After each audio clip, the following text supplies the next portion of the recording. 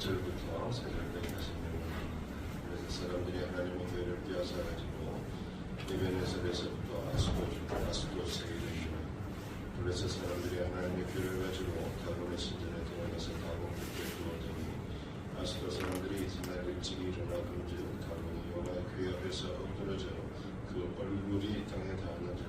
그들이 다곤을 일으켜 다시 그 자리에 세웠더니, 그 이튿날 아침에 그들이 일찍 일어나 본즉 다곤이 여호와의 교회 앞에서 또다시 엎드러져 얼굴이 땅에 닿았고, 그 머리와 두 손목은 끊어져 문지방에 있고 다곤의 몸뚱이만 남았더라. 이스라엘 백성들이 블레셋과의 전투에서 패하여서 하나님의 언약궤를 빼앗기게 됩니다. 그래서 사람들은 하나님의 언약궤를 아스돈에 있는 다곤의 신전에 두었는데, 여호와의 언약궤 앞에서 다곤이 쓰러지게 되었고요. 그래서 다곤을 일으켜 세웠는데 그 이튿날 다시 쓰러지게 되었어요. 그런데 두 번째 쓰러지게 되었을 때는 목과 두 손목이 잘려져서 몸뚱이만 남았더라, 이렇게 말씀하고 있습니다. 여러분, 우리가 이 사건을 통해서 우리가 두 가지를 성경 교훈하고 있는 것이죠. 첫 번째는 이 사건을 통해서 하나님께서는 이스라엘의 죄를 깨닫게 하셨다는 거예요. 그런데 이스라엘 백성들은 블레셋과의 전투에서 패하게 되었습니다.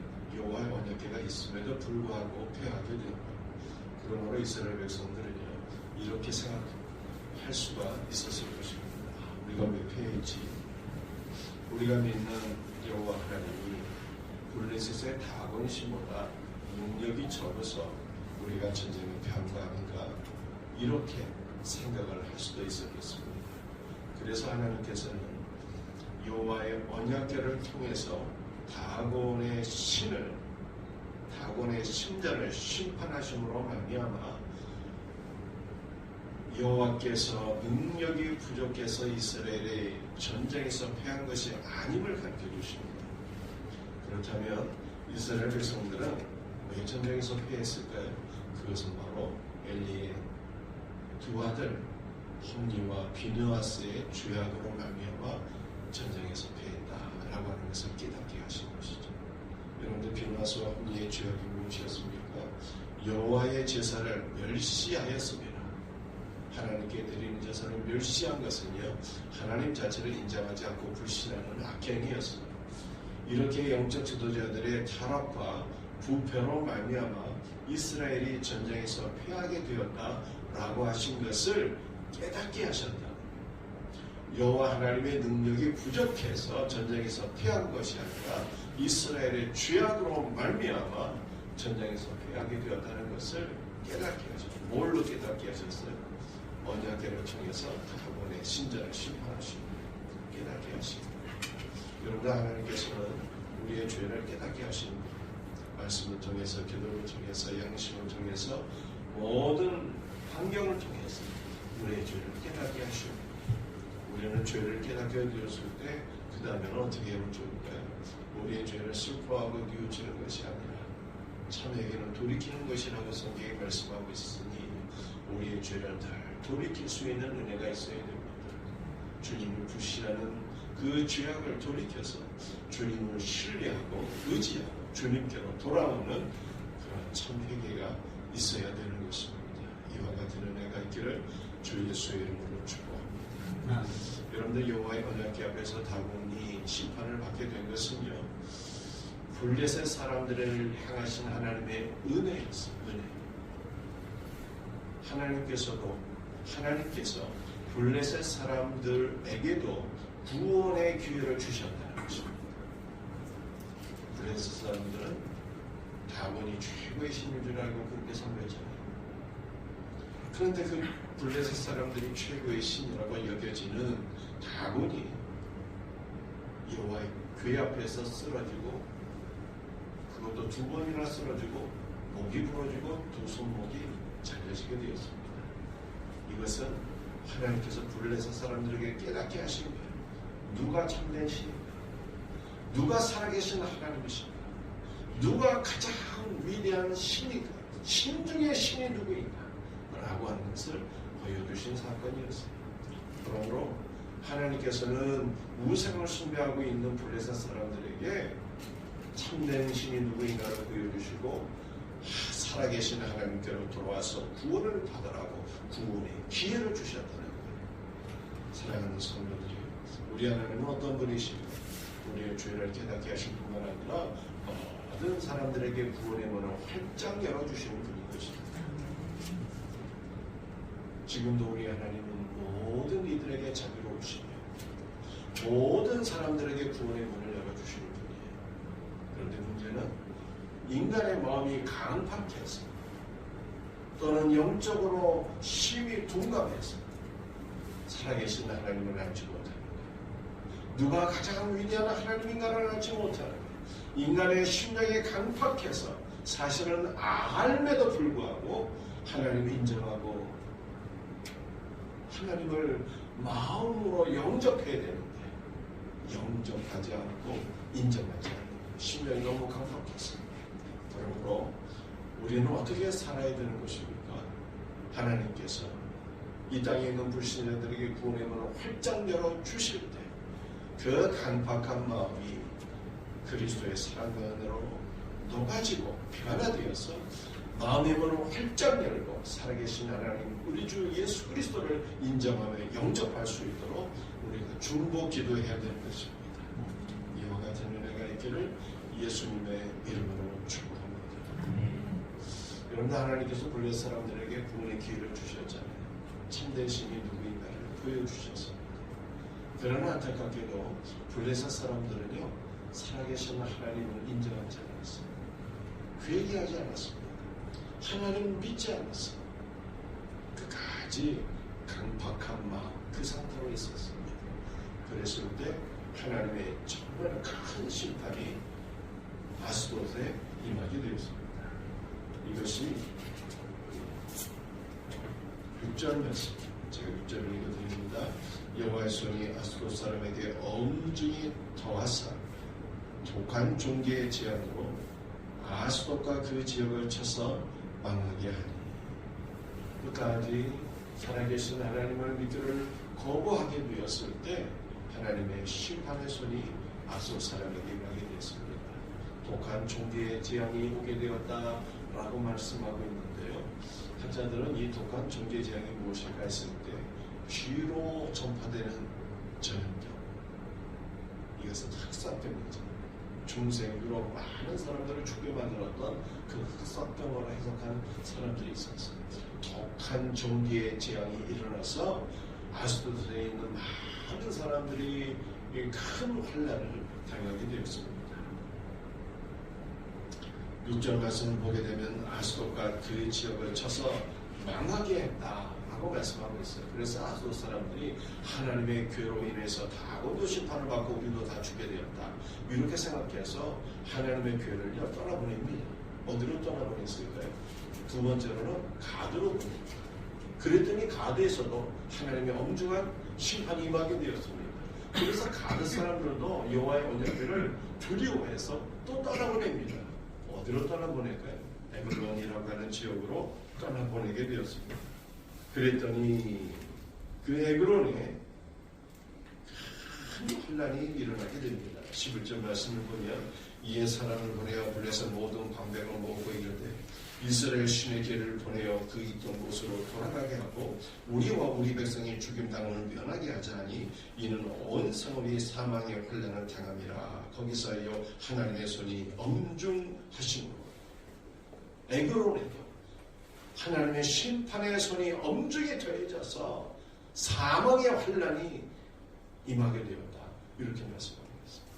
여러분들, 하나님께서 믿기를 거부하는 자들에게 심판하시니까 아스돗에 있는 사람들이 하나님의 길을 가드로 보내고, 가드에 있는 사람이 하나님의 길을 또 에그론에 보내고, 계속 하나님의 그 임재의 상징인 언약궤를 떠나보내는 것을 볼 수가 있습니다. 여러분들, 우리는 이 말씀을 통해서 참 신자와 불신자의 모습을 보게 되는 거예요. 참 신자와 불신자의 모습은 어떤 것입니까? 하나님께서는 믿는 사람들도 심판하세요. 그런데 사실은 믿는 사람들에게는 심판이라는 게 없습니다. 왜냐하면 죄와 심판을 그리스도께서 대신 받으셨기 때문에 로마서 8장 말씀을 보게 되면 그리스도 예수 안에 있는 자들에게 정죄가 없죠. 정죄가 없으니까 심판도 없는 것입니다. 그렇다면 우리에게 임하는 것은 심판이 아니라 뭘까요? 죄를 깨닫게 하시는 사랑의 채찍입니다. 히브리서 말씀을 보게 되면 사랑하는 아들에게는 징계의 회초리가 있다 이렇게 말씀하고 있죠. 사랑하기 때문에 그 아들이 잘못되면 안 되니까 계속 죄를 짓다가 망하면 안 되니까 징계의 회초리를 통해서 죄를 깨닫게 하시는 것이죠. 그런데 사랑하는 아들이 있습니다. 그 아들이 잘못된 길로 걸어가게 될 때 아버지가 또는 어머니가 사랑의 마음으로 회초리를 듭니다. 그때 자녀들은 어떻게 할까요? 내 맞는다고 도망치는 것이 아니라 잘못했어야 하면서 엄마 아빠의 품 안으로 달려드는 거예요. 엄마 아빠의 사랑의 징계로 떠나는 것이 아니라 품 안으로 달려오는 거예요. 그런데 불신자의 모습은 어떻습니까? 하나님을 끝까지 거부하고 하나님을 떠나보내잖아요. 떠나보내요. 하나님 품 안으로 달려와야 되는데 하나님의 품 안으로 달려오지 않고 하나님을 떠나보내잖아요. 아스도 사람들이 가드로 보내고 가드에 있는 사람이 하나님의 언약궤를 알근으로 보내고 하나님을 떠나보내요. 하나님을 떠나는 거예요. 이것이 불신자의 모습. 그러므로 사랑하는 성도들이요, 여러분들에게 혹시 사랑의 채찍이 있지는 않습니까? 여러분의 삶에 환난과 고난이 있지는 않습니까? 그때 우리는 어떻게 해야 될까요? 하나님께서 왜 나에게 이러한 채찍을 주실까? 환난을 주실까? 하나님은 나를 사랑하지 않는 거 하면서 하나님을 떠나는 거, 이거는 믿음 없는 자입니다. 환난의 시간, 고난의 시간, 주님께서 사랑의 채찍을 드실 때 우리는 잘못했어요 하면서 주님의 품 안으로 달려가야 됩니다. 그러면 주님의 품 안에서 모든 것이 다 회복되는, 모든 것이, 모든 죄도 해결되고 우리의 상처도 다 치료받고 우리의 마음이 위로받고 더욱더 아버지 하나님의 큰 사랑과 은혜와 복을 받게 될 것을 믿으시길 바랍니다. 아멘. 그러므로 우리는 언제나 주님께로 돌아가게 되는 것이죠. 오늘 세 가지 말씀을 드렸습니다. 하나님께서 다곤을 심판하신 이유가 무엇인가? 그것은 이스라엘 백성들의 죄를 깨닫게 하시는 위함이었습니다. 하나님의 능력이 부족해서 진 것이 아니라 이스라엘 백성들의 그 영적인 죄, 험리와 비느하스의 죄로 말미암아 이스라엘이 전쟁에서 패하게 되었다고 하는 그 죄를 깨닫게 하시는 위함이었습니다. 우리도 죄를 깨닫고 날마다 주님께로 돌이키는 자가 됩니다. 두 번째로 하나님께서 다곤을 심판하신 것은요, 블레셋 사람들도 사랑하셔서 구원의 기회를 주시기 위함이었어요.